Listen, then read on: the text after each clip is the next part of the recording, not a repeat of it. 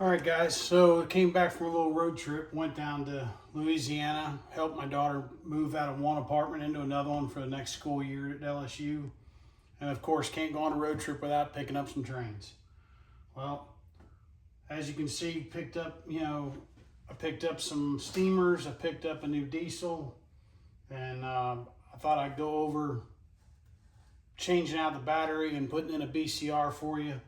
I don't like to run anything until it's got a new BCR in it, and I just don't like taking a chance on the batteries. So this 484 here is a PS2 5 volt. So it's going to have the old 9 volt looking battery in it.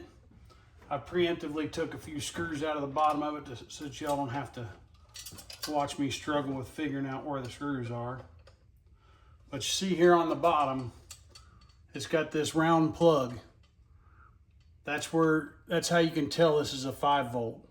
5 volts will have a round plug on the bottom, and the 3 volt has a rectangular plug on the bottom.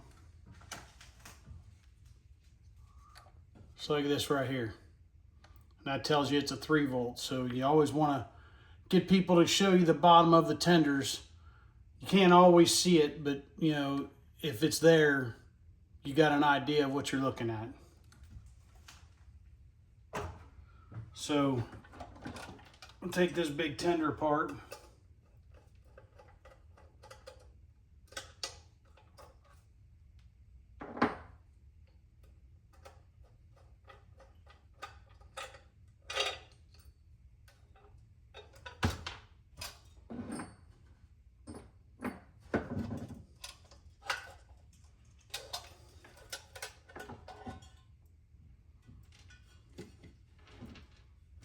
Shell off, just kind of set it off to the side here. So this is a PS2 5 volt. I haven't run it. I don't know. The guy tells me it runs. I'm kind of skeptical because of the fact that it's still got the white battery of death in it. So we're going to take that out.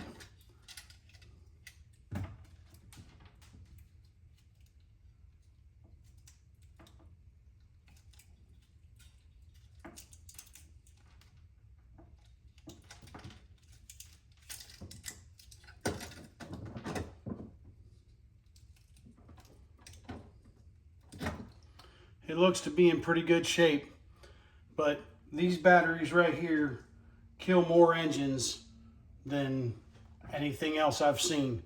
So white battery of death, we don't want any of those in there. Now these are BCRs, and they're capacitors. This one is a 5 volt, and this one is a 3 volt. I buy all my BCRs from Eric Welch. He makes them up. He's a fellow train guy.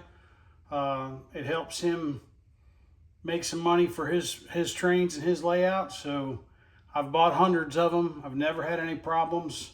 He's quick to get them out to you. He's on Facebook. Highly recommend it. So we're going to take this, and it's easy. It's plug and play. That's all there is to it. We're just going to put that in there. I'm just going to stuff the BCR back in where the battery was. I'm going to tuck the wire down in here so we don't take a chance on pinching anything. So we've got this big tender, so it's not really a big deal. The speaker on this is one of those star speakers, and on these they've got a nice big magnet, but that magnet tends to deteriorate and flake off, and if you pull it off and the magnet's flaking, you want to replace that speaker. So I think what I'm going to do before I put all this back together is I like to take them. I'm going to disconnect this. I'm going to disconnect it. Take this reverse light loose. I'm going to set the shell over here.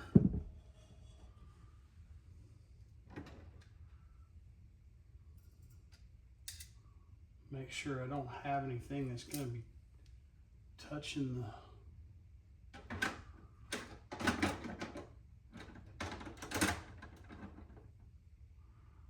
the tracks.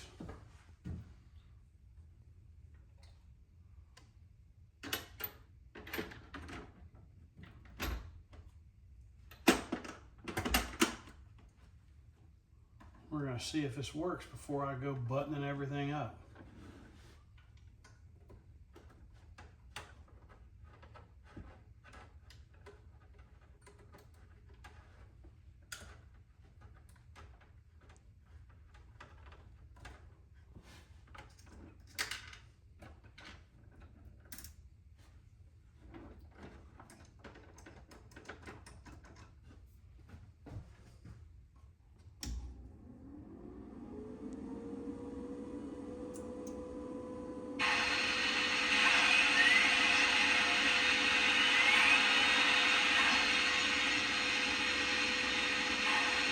She fired right up.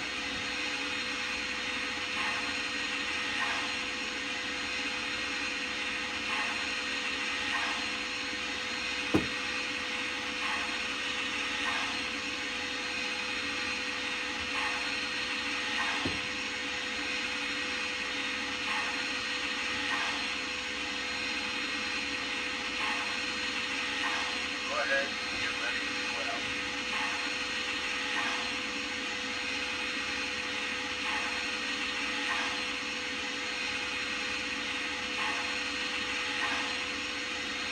All right, well, that's a good sign. So I'm going to power it down. I'm going to put a few more drops in here. Make sure we got the smoke unit good and lubed up.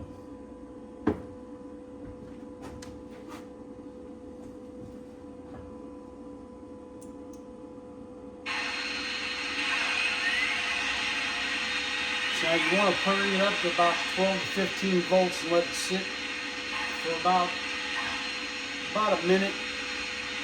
Let it get a good charge on.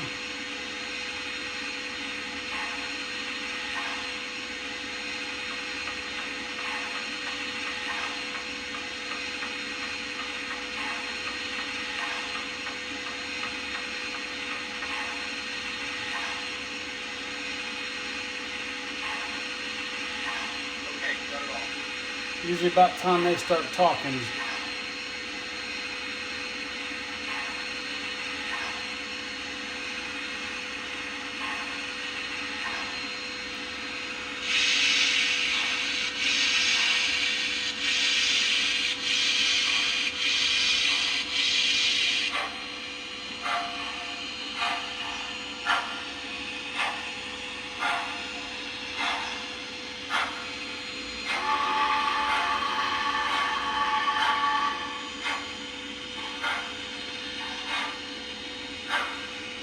It looks like our trailing truck is not on the track.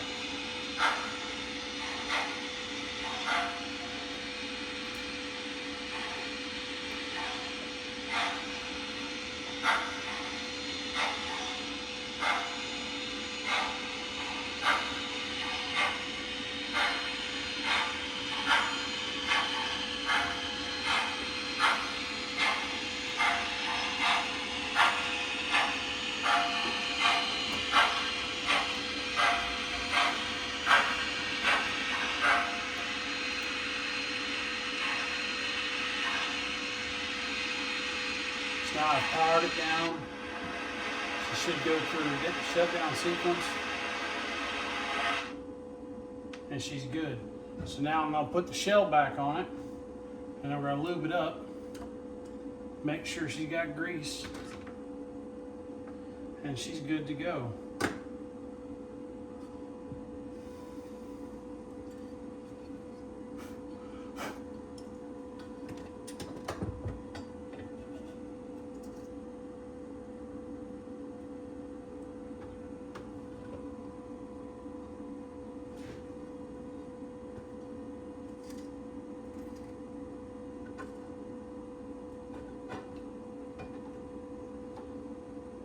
Well,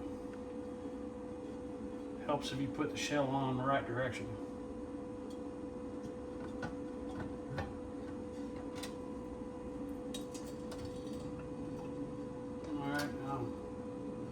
Always want to take a look. Make sure you can see the holes where the screws go and that you don't see any wires cutting across there. That's never a good sign when you got the wires running across, because then you put a screw in there and pinch things and it just doesn't end up well. So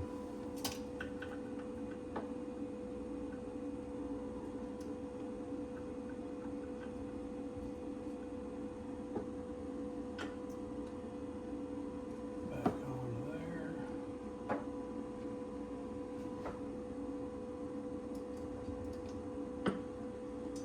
Make sure we get the chains hooked back up.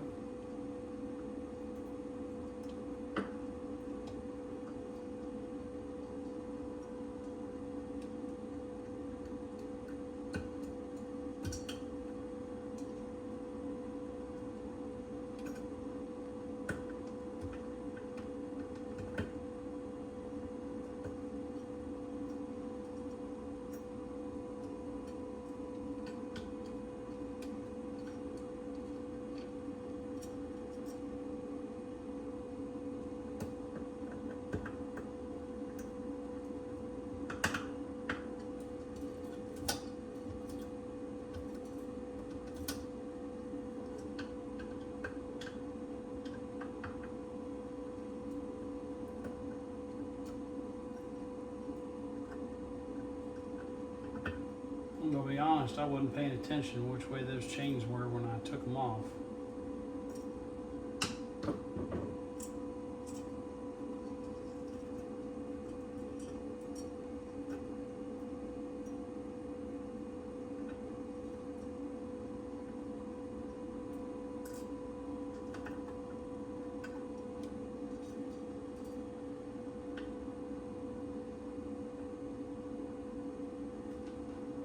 Like that. Having magnetic screwdrivers is a must. It'll make your life a whole lot easier.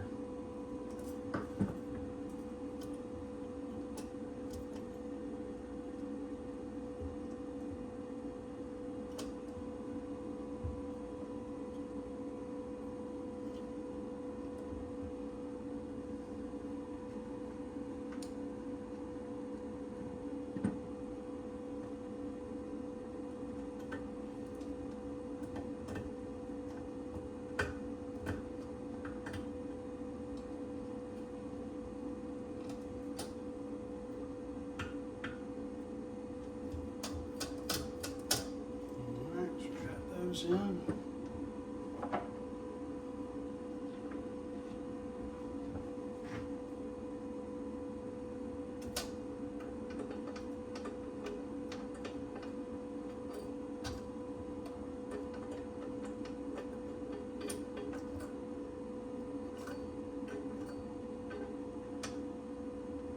Now when you're putting these center ones in, you want to make sure that you got your chains behind the pieces that you're screwing down, because if they get bound up on there, it won't let the trucks turn like it should, and then it'll derail on you because it's pulling it's not giving it enough turn radius.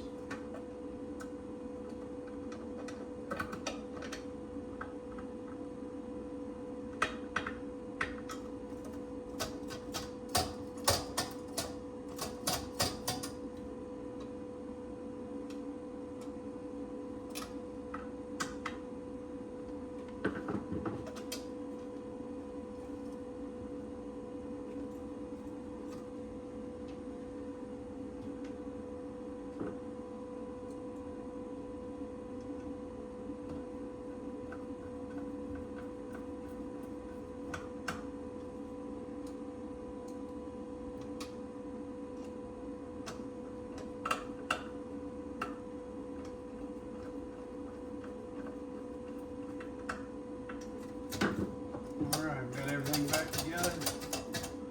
Trucks are moving free. Now I use Labella oil and grease. I use 107 for lubing the axles and any other moving parts, and then I use Labella 106 for the grease that I put into the gearboxes. Now all I do is I push the wheels over. I put just a drop. It doesn't have to be crazy. Just a drop of oil right there on the bearing. And then I'll slide it back the other way and do the same thing on the other side.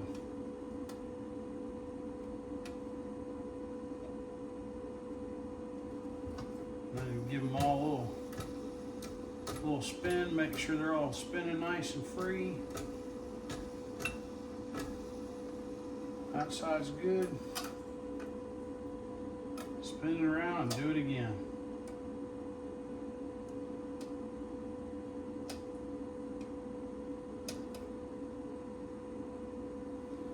It's very important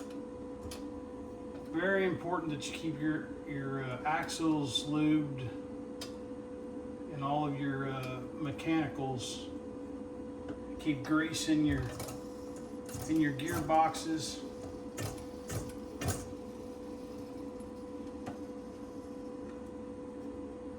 All right, so that's good.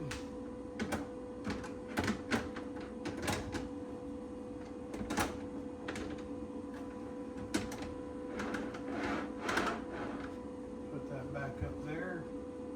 Let's take a look at the engine.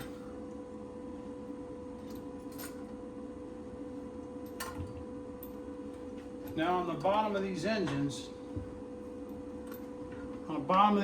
you got, it says grease, and you're gonna take those screws out, and you're gonna squeeze grease into them.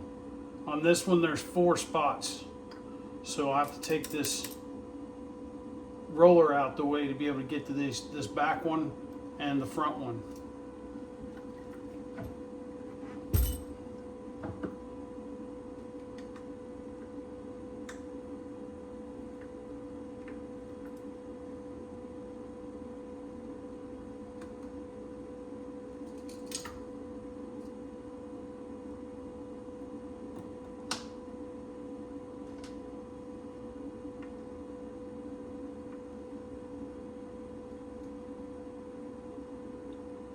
So now these little grease screws have got a rubber gasket on them.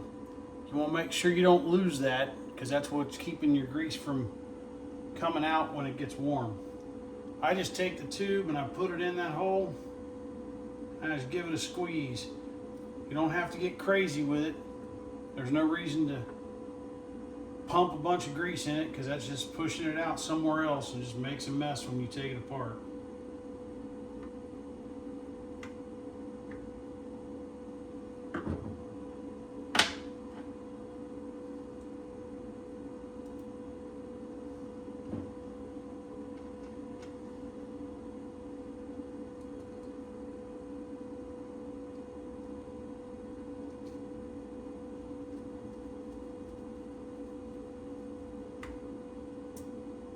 Now normally I've got a foam pad that I set my engines on when I'm working on them, but I'm still all packed up and my workbench is not put back together, so I am making do with what I got.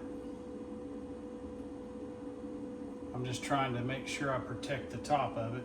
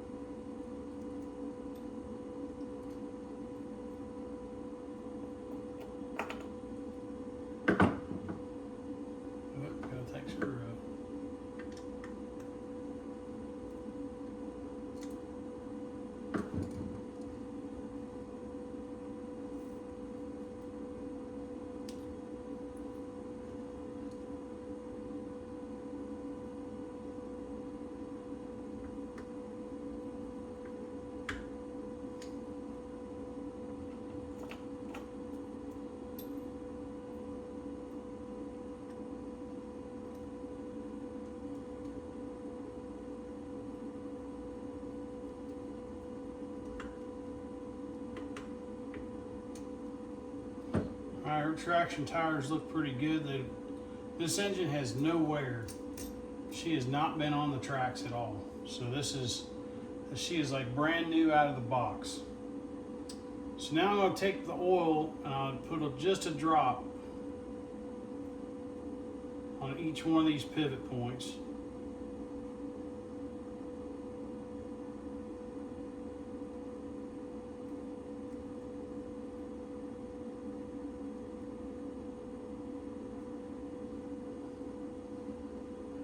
And then same thing with the axles.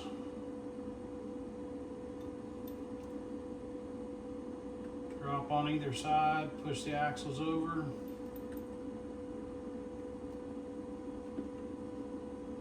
Check them, make sure they're spinning good.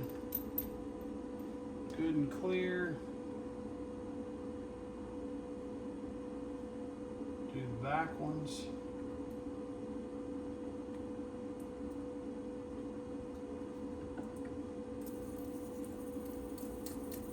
They're good.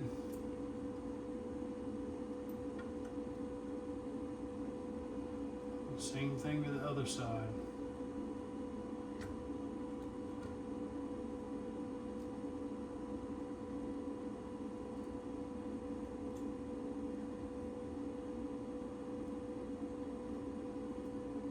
All right.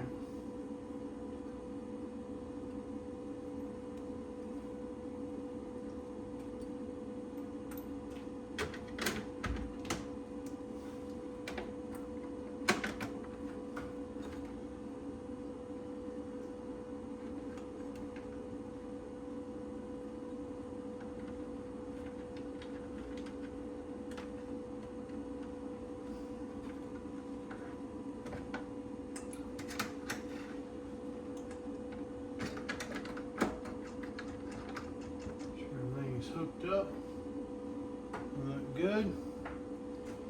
Well, you know what? Actually, we're going to turn her around so you all can see her coming.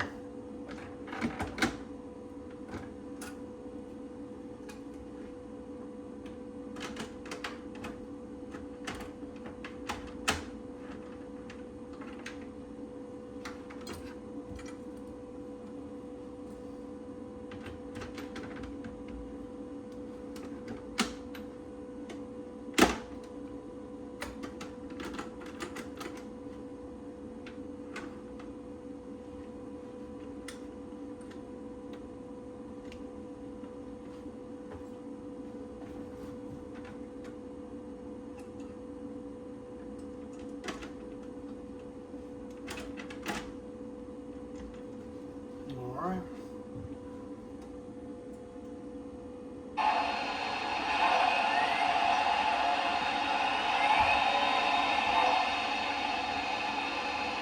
Again, I'll let her charge up.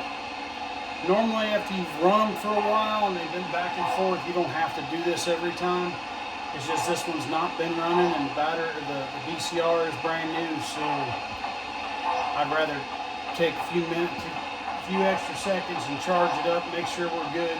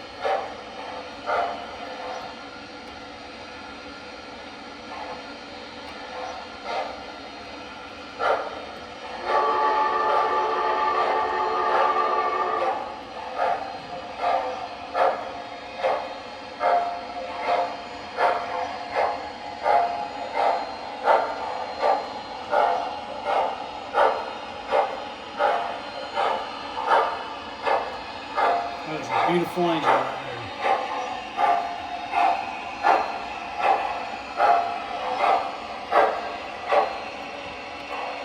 I love it when they do smoke rings.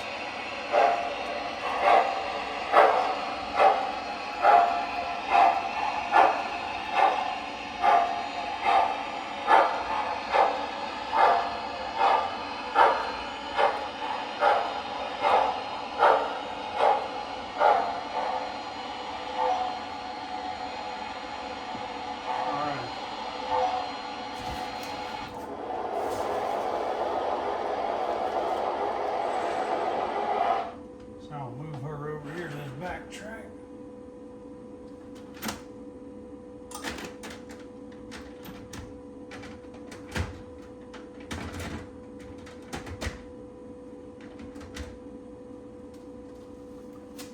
Leave her sit right there and we'll work on this Angus. I got this Angus from Mike D. He's selling off his collection. He's up in Staten Island. He's posted a lot of stuff here recently.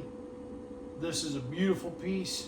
Again, it doesn't look like it's hardly got any run time. So if you see stuff posted by Mike D, you need to take a look at it. He's got some nice stuff.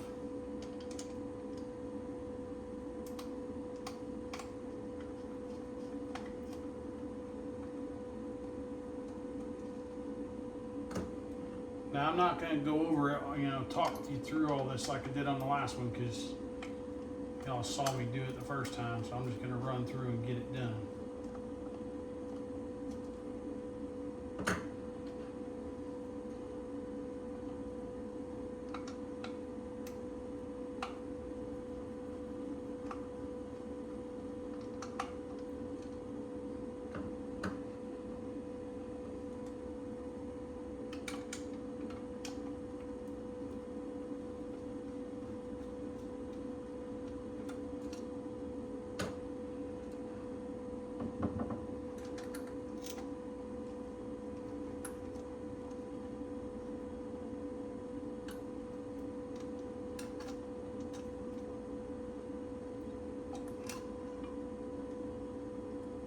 Wow. So here's something you don't see all the time. So here's, this one's even going, this is even a little further. So instead of having a battery in here, it's got rechargeable double A's. So this one might be a little more of a challenge. Let's see.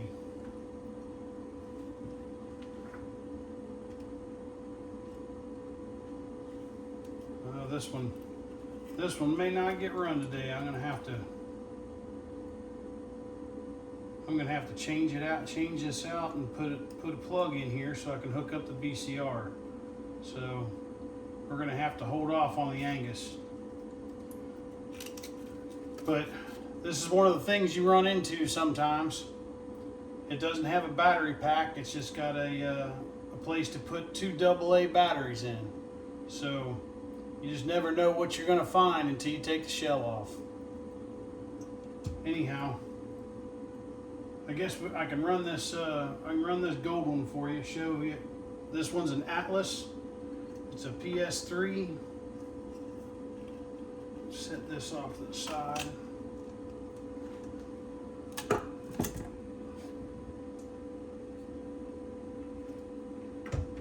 Hang this down that way. Now I picked this up from a little train shop down in Kenner, Louisiana. It's down towards New Orleans. It's Mike's Train Shop. Had a good talk with him. He's been doing it a long time. He's got nice little shops, worth stopping in, talk to him, check him out. Had some nice. I bought this and I bought an Atomic Energy commission engine. But this one here is a PS3. So on this PS3, when you turn this on, the headlights are going to come on. That tells you that it's charging up the capacitors that are on the boards. So If the lights don't come on, there's an issue. But the lights will come on, you won't have sound, it'll just sit there, you gotta let it charge, it'll charge up, and then it'll start making noise. Again, you want to give it about 12 to 15 volts. Headlights are on.